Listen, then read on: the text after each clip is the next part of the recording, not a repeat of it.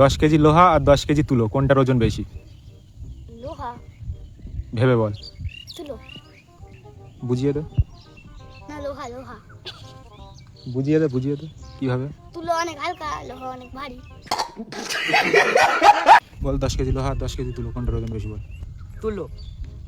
তুলো। ভেবে বল। তুলোই তো হবে।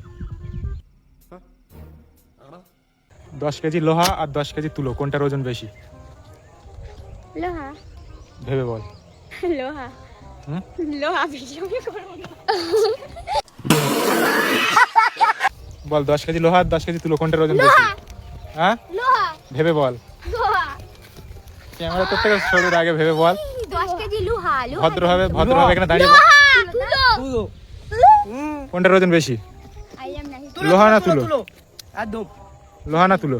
তুলো। লোহা না তুলো? লোহা না তুলো? তুলো। পুচকি আঞ্জান। তুলো তুলো। হ্যাঁ, তুলো। ঠিক আছে, তোদের আমার কথাটাই বিষয় তুলো।